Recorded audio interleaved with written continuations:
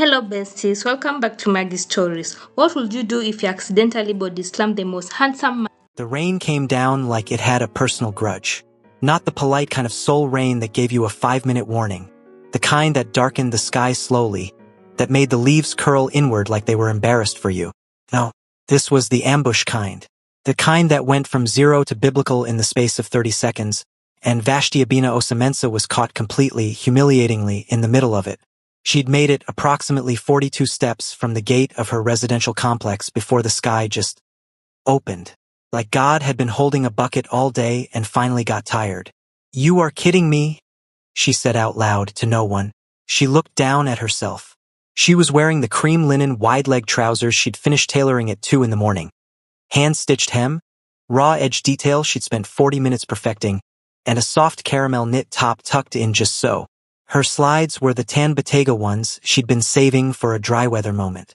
Her Ghanaian gold cuff bracelet, the one her grandmother had pressed into her palm at the airport in Accra before her first flight out of the country, sat heavy and beautiful on her wrist. All of it was about to be ruined. "Run," her brain said, and her body agreed immediately. Vashti broke into a sprint with the kind of urgency that bypassed dignity entirely. Her slides were slapping against the wet pavement in the most embarrassing rhythm. Her natural hair, an elaborate twisted updo she'd done herself that morning, fat sections pinned and stacked with gold thread running through them, was being actively assaulted by the rain, each drop an attack on 2 hours of morning labor. The estate where she lived was one of those quietly expensive compounds in Mapogu, leafy, maintained, tucked away from the main drag of Seoul's chaos, the kind of place where the sidewalks were wide and the trees were old and the air smelled different at night. She'd chosen it specifically because it had a jogging path that curled around a small man-made pond, flat enough for easy runs but with enough greenery that you forgot you were in a city of 10 million people. She loved it. She ran it 3 or 4 times a week after work, earphones in, playlist at a volume her mother would call irresponsible. Tonight she had not made it to the jogging path. Tonight she was just running. She turned a corner at speed. The bend that curved around the big ginkgo tree that had no business being that old and beautiful in the middle of a housing complex. And she didn't see him. She could not have seen him. He was just there, tall, solid, standing under the overhang of the complex's covered walkway, apparently unbothered by the storm, jacket folded over one arm, phone in his hand, looking at something on the screen with the calm of a man who had never once been surprised by weather in his life. Vashti hit him like a freight train, not a gentle bump, not a cute romantic comedy shoulder collision. Full body contact. Her 5'7" frame slammed into him and the momentum of her sprint did the rest. She bounced off his chest and her slides, useless on the wet tile of the covered walkway, slid out from under her and she went down. She landed on him, which somehow was worse, because he tried to catch her, reflexes clearly worked, and his hand caught her arm but not quite enough and they both went sideways against the wall, her back against his chest, his shoulder hitting the brick, and for one absolutely mortifying second they were just entangled. His arm around her waist, her hand gripping his shirt, rain thundering 3 feet away. A silence between them that lasted exactly as long as it took Vashti's brain to reboot from the impact and process what had just happened. She stepped back immediately, almost tripped again. Did not trip, she had some dignity left, approximately 4%, and she was using all of it. She turned around. He was tall, properly tall, the kind that registered.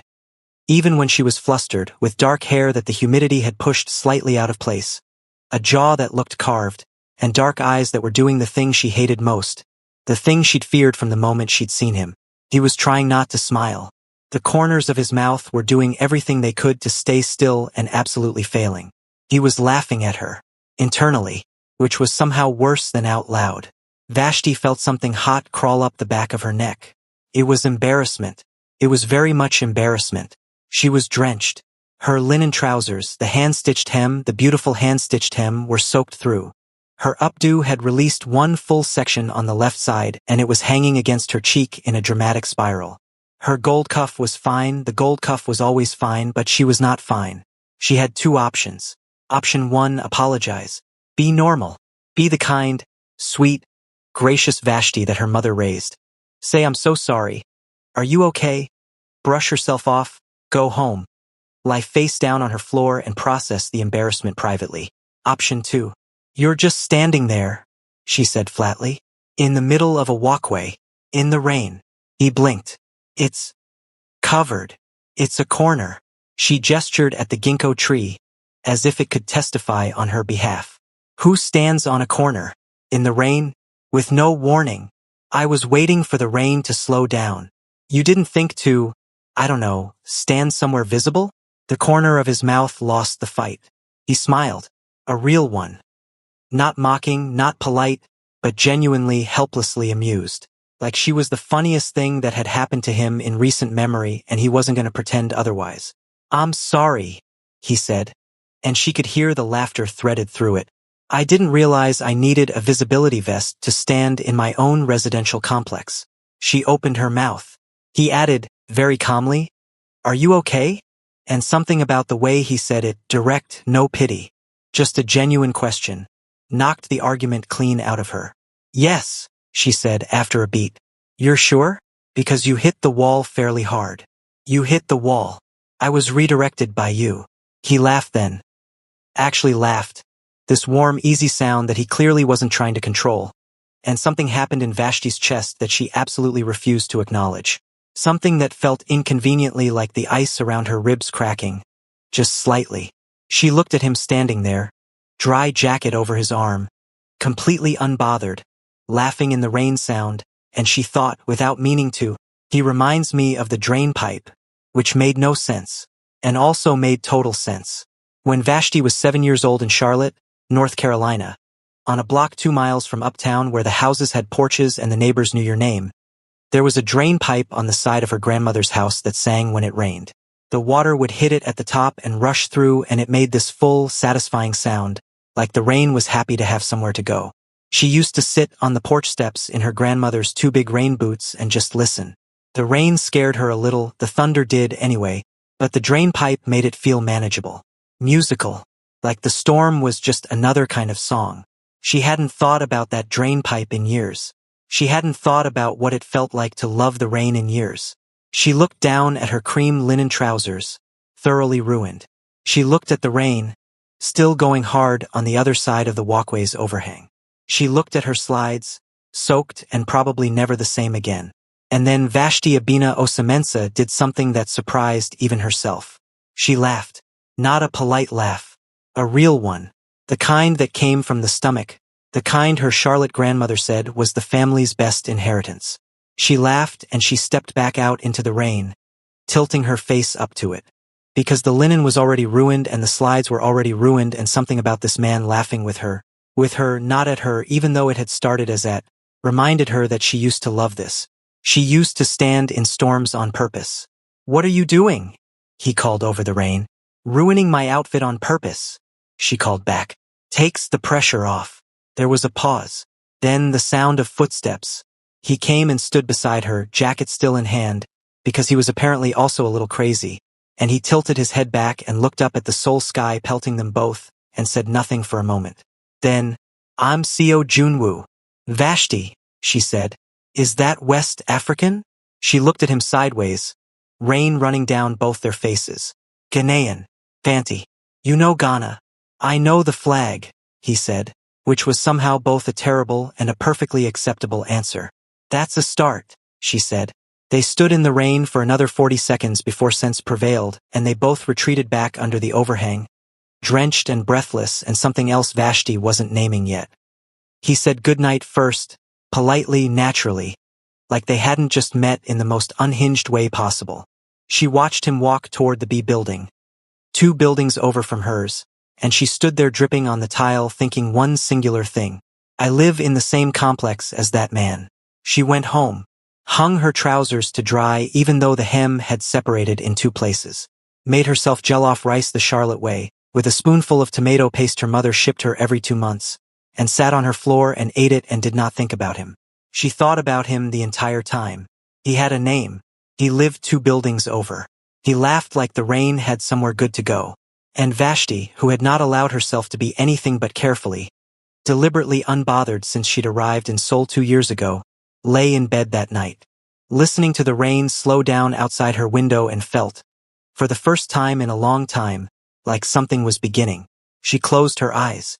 She was still annoyed about the trousers, but only about 60% annoyed, which, for Vashti Abina Osamensa, was practically a love letter. 3 days passed. Vashti did not see him. She told herself she was not looking. She told herself that every time she took the longer route from the parking structure to her building, the one that looped past the B building entrance, it was because she liked the ginkgo tree. The tree was old and beautiful and deserved to be appreciated. It had nothing to do with anyone. She told herself this 4 times in 3 days and believed it less each time. Work was a mercy. Work was always a mercy. Vashti's studio was in Seongsu-dong, in a converted warehouse space that she'd spent 3 months and an embarrassing amount of money turning into exactly the right kind of beautiful. The walls were raw concrete on one side, warm plaster on the other. The cutting tables were custom. She'd drawn the specifications herself, the exact height her back needed after a 6-hour stand, the exact depth for her largest pattern pieces. Fabric samples hung on a long horizontal rod the length of one wall, arranged not by color but by feeling. The ones that needed confidence on the left, the ones that needed tenderness on the right, the ones still deciding in the middle. Her label was called Abina, her middle name, her grandmother's name, a Ghanaian name given to girls born on Tuesday, and it had spent 2 years quietly becoming the kind of thing that fashion people in Seoul discussed in the same breath as legacy houses. Not loudly, not yet, but the right people knew. That was how Vashti had always operated. Let the work speak first, let it speak clearly, and the noise would follow on its own schedule. She was a Fanti specifically, from a family that had spent generations on the coast of Ghana before her parents made their way to Charlotte in the late 80s. Her father for graduate school, her mother for love, and then for a life they built together on a street with a drain pipe that sang. Vashti had grown up between 2 worlds without ever feeling like she fully belonged to either, which her therapist back in Charlotte had called a source of tension and which Vashti had eventually decided was actually a superpower. She designed for women who existed in the space between cultures, between expectations, between who they were told to be and who they were becoming. That was the whole language of Abina. It was good work. She was proud of it. And it kept her busy enough that she had absolutely no time to think about Seo Junwoo. Except for the times she thought about Seo Junwoo. The 4th day, she went jogging. The weather had turned gentle, that particular Seoul early evening light that came gold and low through the gaps in the buildings, the kind of light that made even concrete look like it had feelings. Vashti was in her running set, lavender with white piping, earphones in, playlist at the irresponsible volume her mother would disapprove of. 3 songs in when she rounded the curve by the pond and nearly ran into him again. She stopped herself this time. Barely. He was jogging too, coming from the opposite direction, slowing as he registered her. And for one suspended moment they just looked at each other. Him in a plain black running shirt and shorts, sweat at his hairline, breathing slightly elevated. Her in lavender, earphones still in one ear, the other dangling. He smiled first. That same one, the real one, unguarded like he couldn't help it. No rain today, he said. Pity, she said. I had a second outfit I was willing to sacrifice. He laughed. She felt it in her sternum and refused to acknowledge that. They fell into step beside each other without either of them deciding to, which was the most dangerous kind of thing, the things that happened without a decision. They did one full loop of the pond path, and Vashti learned the following. Seo Junwoo was 33 years old. He was an architect. He had been living in the B building for 14 months, which meant they had been neighbors for 14 months, and had never once seen each other, which she found both statistically unlikely and somehow cosmically appropriate. He was from Busan originally. He had moved to Seoul for a firm and stayed because Seoul had a way of doing that to people. What kind of architecture? She asked. Residential, mostly. Some cultural spaces. I just finished a community library in Yunpyeong-gu. That's the one with the curved wood ceiling? He looked at her sideways, something flickering in his expression. You've been. I went for a pop-up textile exhibition last spring. She paused. I spent 20 minutes lying on a bench just looking at that ceiling.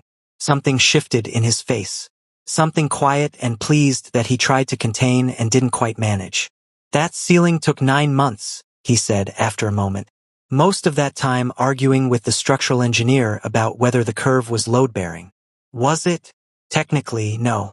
Spiritually, absolutely. Vashti laughed. A real one, quick and bright, and she felt him register it the same way she'd registered his earlier. That sternum thing. mutual and unspoken and absolutely not being addressed. They reached the point where the path split, her building to the left, his to the right. They stopped. There was a beat of silence. The gold light was doing something genuinely unfair to his face, and Vashti kept her eyes on the middle distance like a responsible adult. I should, she started. Can I? He said at the same time. They both stopped. You first, he said. I was just going to say I should get back. She nodded toward her building. Early morning, right? He nodded, looked at the path, looked back at her, opened his mouth once, closed it and said, Can I have your number? I'd like to. We could run together sometime. If you want. We could run together sometime. If you want. Vashti had heard smoother. She had heard so much smoother. She had been approached by men with the confidence of small gods. And the lines to match. She had also been approached by men with confidence but no substance, which was worse. Seo Junwoo stood in front of her with his slightly sweaty running shirt and his earnest fumbling sentence and his architect's hands and the memory of him laughing in the rain. And Vashti looked at him for a long moment. Sure, she said, and gave him her number. She walked back to her building telling herself it was just for running. It was a neighborly exchange. She was a social person, she had many contacts in her phone, this was simply one more. She checked her phone 17 times before she got to her floor. Nothing yet. She showered, made tea, sat on her window bench, her favorite place in the apartment, the one that looked out over the compound's trees, and opened her sketchbook. She was working on the next Abina collection. The theme was harmattan, that West African dry season wind that carried dust across the continent, that coated everything in a fine gold haze and made the air smell ancient. She wanted to translate it into fabric, the particular color of harmattan light, which was not quite gold and not quite gray but something in between. The weight of air before it changes. Her phone buzzed. This is Junwoo, the architect who owes you an apology for the corner incident. She stared at it. She did not smile. She waited 4 minutes and then typed back. The statute of limitations on corner apologies is 72 hours. You've missed the window. 3 dots immediately. Then, is there an appeals process? She put her phone face down on the window bench, looked at her sketchbook, the harmattan sketch, the color between gold and gray. She picked up her phone. I'll consider written submissions. 2 buildings over, Seo Junwoo was making a fool of himself in a way he hadn't done since university, and his younger sister knew it before he said a single word. Seo Yujin was 29, worked in UX design, and had the particular skill of an only daughter and youngest sibling. She could read her brother's face across a video call with the accuracy of a medical instrument. She called him every Sunday, which was the deal they'd made when he moved from Busan to Seoul, and she'd made him promise not to disappear into work the way their father had. He always picked up. She always noticed everything. This Sunday he picked up mid-smile. Yujin froze with her ramen halfway to her mouth. What happened to your face? She said. What? You're doing the thing. The thing where you're happy and you think you're hiding it. I'm not doing anything. Appa. She set her ramen down. Her eyes narrowed with the focus of a woman who had grown up studying her brother the way scientists study weather systems. Not because she could control it, but because she needed to predict it. Who is she? I don't know what you're talking about. You're smiling at your own phone. I was reading something. You don't read things that make you smile like that. You read architecture things that make you look constipated with concentration. She pointed at him through the screen. There is a person. Who is she and what's her name and why haven't you said anything? Junwoo put his phone down on the table, so she was looking at his ceiling and she heard him say, Her name is Vashti. Yujin's ramen remained untouched for the next 40 minutes. She extracted it all. She was gifted at extraction, patient, strategic, asking the questions that opened doors rather than the ones that made people shut down. She learned about the rain. She learned about the corner. She learned about the linen trousers and the cold roasting and the laughing in the rain and the jog and the stumbling number exchange. By the end of it, she had assessed the situation completely. You like her, she said. I barely know her. You went jogging on the specific route you knew she ran. Silence. Junwoo-appa. You planned the route. The route goes around the pond. It's the most logical. You planned it. Yujin was grinning now with the full, unhinged energy of a sister who had waited years for this moment. You, Seo Junwoo, who has not voluntarily mentioned a woman to me in 14 months, planned a jogging route and then fumbled the ask so badly that you actually said we could run together sometime if you want. Another silence. That's not exactly. Is that not what you said? The longest silence yet. It was a reasonable suggestion, he said finally. Yujin collapsed against her couch cushion with the theatrical devastation of someone watching their favorite team lose a final. Appa. She pressed her hand over her eyes. You asked a fashion designer who you described as moving like she invented the concept of walking, to run with you. As a date. As your pitch. It wasn't meant to be a date pitch. Then what was it? It was, he stopped. I don't know. I panicked. Why did you panic? He didn't answer right away. Yujin had learned over the years that the pauses were where the real things lived with her brother. He processed slowly and spoke only when he was sure, which made him a very good architect and a very frustrating person to have a feelings conversation with. She's. He trailed off. Tried again. She doesn't make it easy. Not in a bad way. She's not cold, exactly. She's just. She has this quality where you feel like she's evaluating whether you're worth her time. Not arrogantly. Just honestly. Like she's done the math before on people who weren't, and she's not interested in making the same mistake again. Yujin was quiet for a moment. Then, more gently, you're scared she'll say no. I'm scared I'll be the wrong answer to a question she's asking, he said. Yujin sat up. She looked at her brother's face on the screen.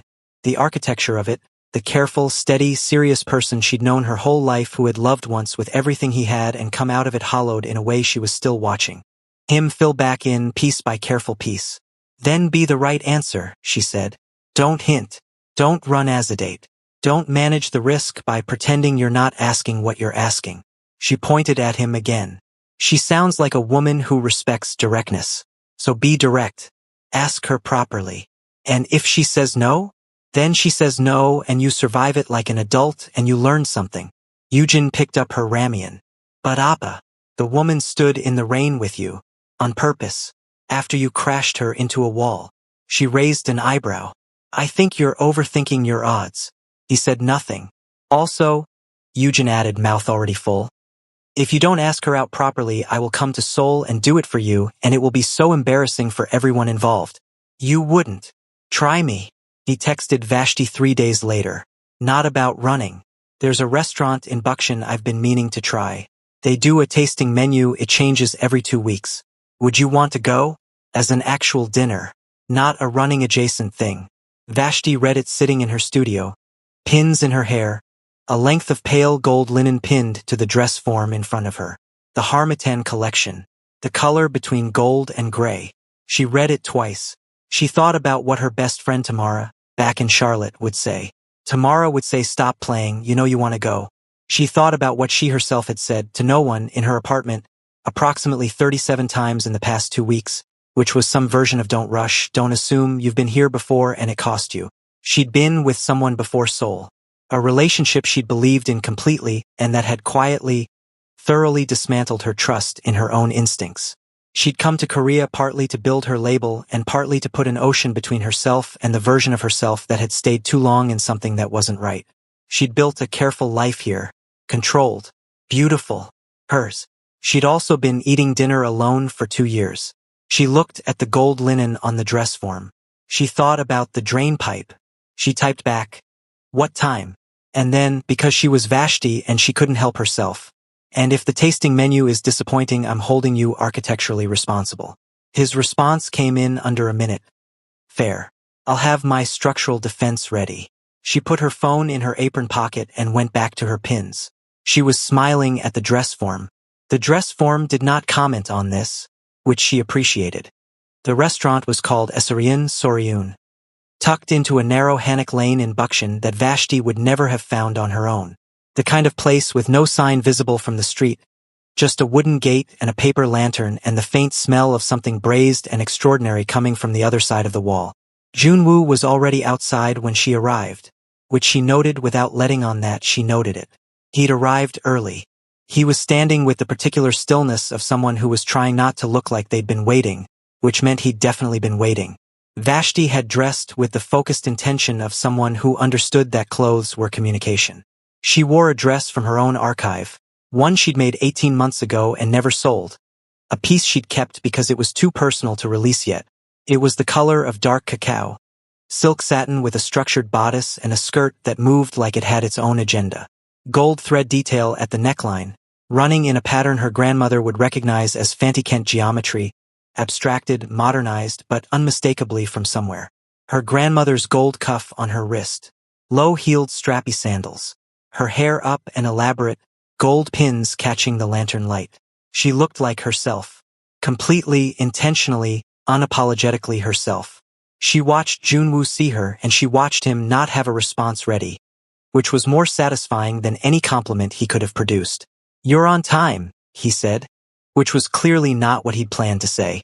"I'm always on time," she said. "Ghanaians invented time. I'm fairly sure that's disputed." "By who?" "Historians, generally.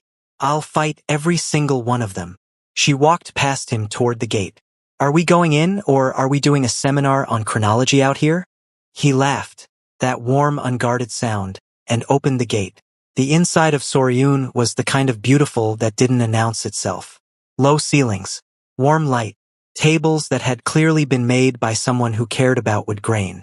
The kitchen was partially open, and from where they sat Vashti could see the chef, a small, precise woman in her 50s, moving with the economy of someone who had made the same movements 10,000 times and still found them interesting.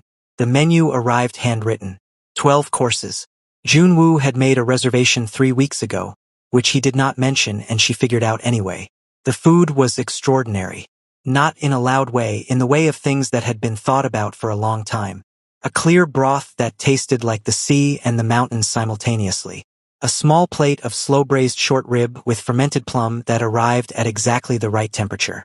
Vashti ate with the focused attention she gave to things she respected, which Junwoo seemed to understand instinctively, because he gave her space to experience each course before talking, which was one of the most unexpectedly considerate things anyone had done for her in recent memory.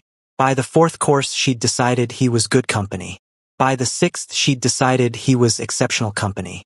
By the 8th she was in mild trouble and she knew it. They talked about everything with the specific ease of two people who were both privately surprised by how easy it was. He asked about Abina genuinely with the kind of questions that told her he'd looked it up not to impress her but because he actually wanted to understand, and she found herself explaining it the way she only explained it to people she trusted. Not the elevator pitch version, not the press-friendly version, but the true version. "The first collection was about inheritance," she said. "Not wealth. The things that get passed down that don't have a price. My grandmother's cuff. The way my mother folded fabric. The fancy patterns I grew up seeing on walls and in church and on my aunties, and that I couldn't find anywhere in fashion that looked the way they actually looked. Not flattened for consumption, but alive." She paused. "I wanted to make clothes that carried memory, not as costume, as architecture." He was quiet for a moment. "Architecture," he repeated. "You're going to make that about you." "I was just going to say that's exactly how I think about buildings. Not as containers, as things that hold time." He turned his water glass slowly. "The library, the curved ceiling. I wanted people to walk in and feel that the building had been waiting for them. That it remembered something." Vashti looked at him across the small table. The lantern light, the sound of the kitchen, his hands on the table, the kind of hands that drew things. "Where did that come from for you?" she asked. "The caring about it that much." He considered the question with the seriousness it deserved. "My grandfather built houses, literally by hand in Busan after the war. Small houses, nothing grand. But he treated everyone like it mattered, completely used to watch him and think. He's not building walls, he's building the place where someone will hear their child laugh for the first time." He paused. It sounds exactly right," she said. He looked at her. She looked back. They stayed there for a moment too long to be accidental and not long enough to have to address it, and then the 9th course arrived and they let it save them. They were on the 11th course, a small perfect pear sorbet, when Vashti said it. She hadn't planned to. It arrived the way true things sometimes did, through the side door while you were paying attention to something else. "I was with someone for 4 years, she said. "Before I moved here." Junwoo stilled.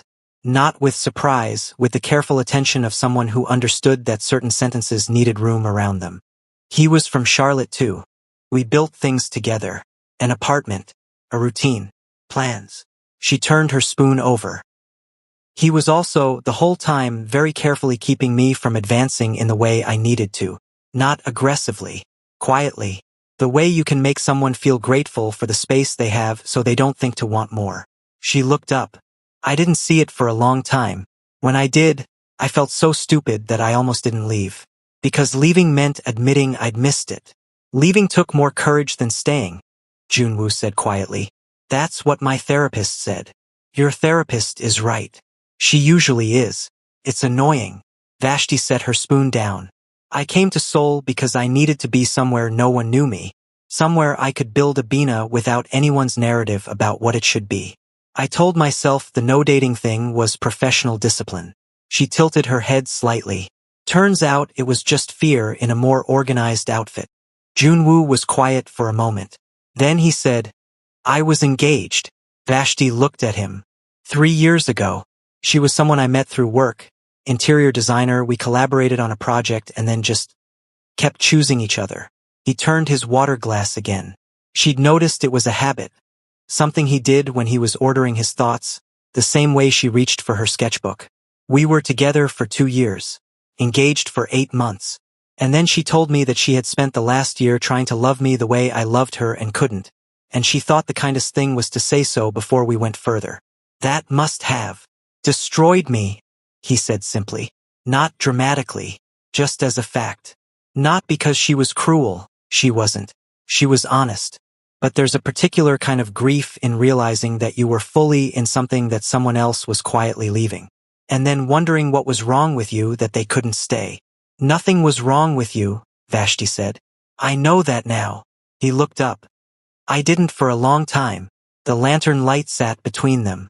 The sound of the kitchen winding down now, the meal almost through. Vashti understood something in that moment that she'd only understood once before in her life. Sitting on porch steps in 2 big rain boots listening to the drain pipe. That some things you recognized before you could name them.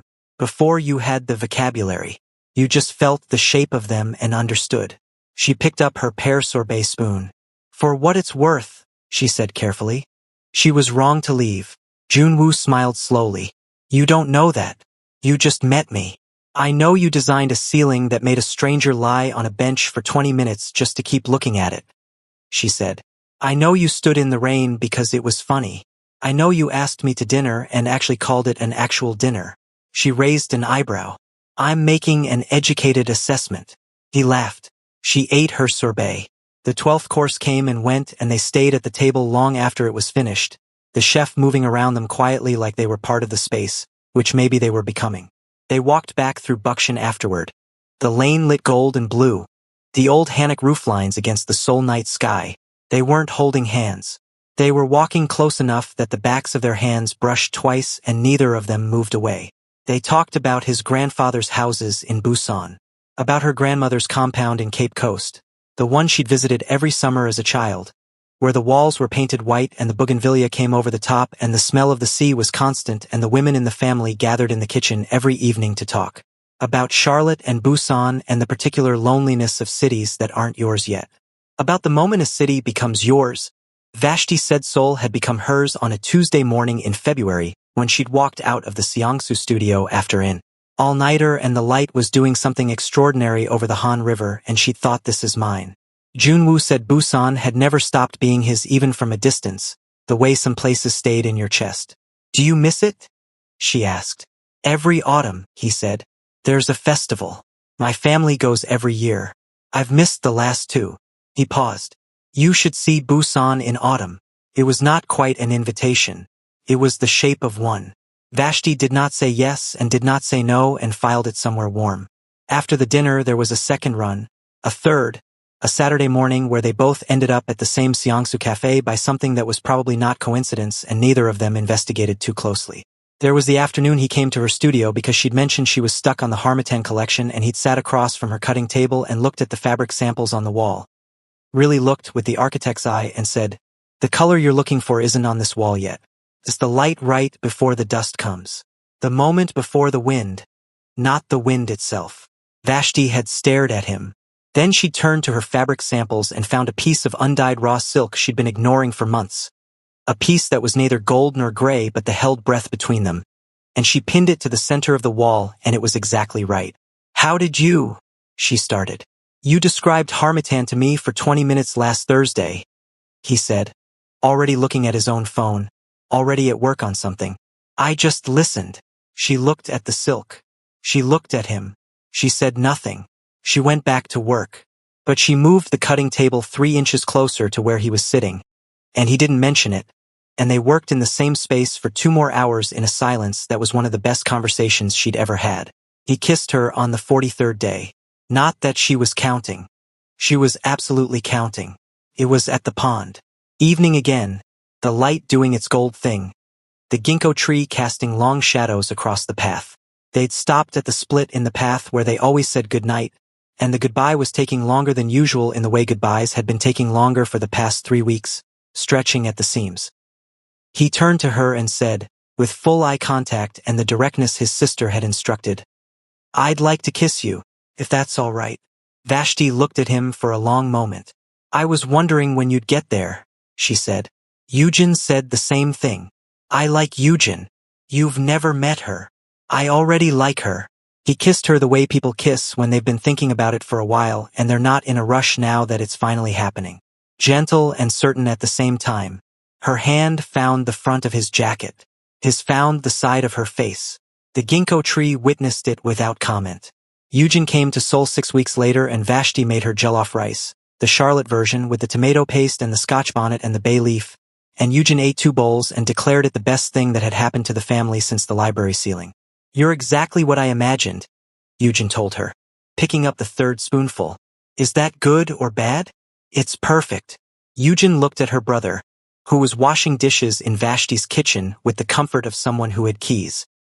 "He designed you a kitchen shelf." Vashti turned. "What?"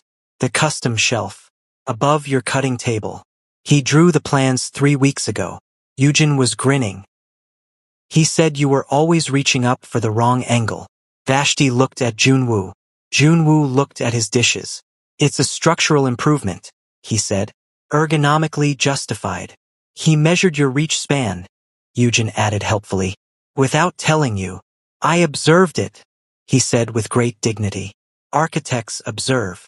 He is so embarrassing." They became what Seoul noticed slowly and then all at once. The fashion community noticed first, because of course they did. Vashti in her Abina pieces and Junwoo in his quiet, precise way of dressing. The two of them at openings and dinners and the kind of cultural events that Seoul did better than anywhere. Their particular energy of 2 people who were genuinely interested in each other's worlds. She went to a site visit, put on flat boots and a hard hat and walked the skeleton of a building he was working on in Yongsan and understood for the first time what he meant when he said he was building memory. The steel and concrete were just the language. The actual thing being said was something else entirely. He came to her first major Abina showcase that autumn, the Harmattan collection, finally finished, the undyed raw silk at the center of everything, that held breath color between gold and gray. He sat in the front row and she caught his eye once during the show, just once, right when the piece came out, the one built around her grandmother's Kent geometry, the one she'd been too afraid to make for years, and his expression was the same one he'd had that first night at Soryun. Not a performance of admiration, just the real thing.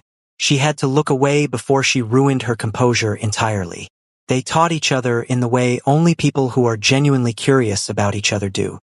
She taught him to eat jollof rice the Charlotte way and then the Accra way and made him understand the political weight of the distinction. He taught her to make doenjang jjigae from his mother's recipe, standing in her kitchen on a Sunday, the kind of patient instruction that was also a kind of love language. She taught him chui, not fluently, but the important things. Medas for thank you, Odo for love, Wahoti san for how are you. He taught her to read buildings the way he read them, to see the intention behind the material, to understand why a doorway was placed where it was, why a window faced that direction. She taught him that black joy was its own architecture. Built deliberately, maintained actively, not a reaction to hardship but a structure raised alongside it and sometimes in spite of it. He taught her that Korean Han, that particular cultural feeling of sorrow and longing and perseverance braided together, was not so different from what she'd carried across the Atlantic in her grandmother's gold cuff. 2 coastlines, 2 inheritances, 1 kitchen table where the jollof rice and the banchan sat side by side and neither asked to be explained. In December, 3 days before she was meant to fly to Charlotte for Christmas, Her first time home in 14 months. Vashti sat on her window bench with her sketchbook and her tea and watched the compound go still in the early winter evening. The ginkgo tree had shed everything. The pond was dark and glass still. Her phone lit up. "Are you at the window?" She looked up. 2 buildings over. 4th floor. A light was on. A figure at the window. She typed back. "Are you looking at my building? Architects observe." She laughed out loud. Alone in her apartment. The kind of laugh that surprised you and then settled into something warm. "Merry early Christmas," she typed. "Feliz Navidad," he sent back, which was wrong, and she told him that multiple times. She suspected he was doing it on purpose. "That's Spanish. I'm branching out. Metas means thank you. I know. You've taught me. Then use it correctly." A pause. Then, "Metas, Vashti. For everything this year." She held her phone and looked out at his lit window and felt the weight and rightness of it again. That foundation being laid feeling. Solid. Earned. Nothing like the desperate grip of someone holding on too tight. Everything like the confidence of something built to last. She typed, "Odo." She watched the light in his window for a moment. Then she turned back to her sketchbook, to the next collection, to the blank white page waiting. She picked up her pen. She began. Hello, besties. In this story, we learned that sometimes healing looks like crossing an ocean, building something beautiful, and minding your business so hard that love has no choice but to find you. The right person won't ask you to shrink. They'll find your missing color, build you a shelf, and laugh with you in the rain. Thank you so much for watching. Kindly like, subscribe, and share.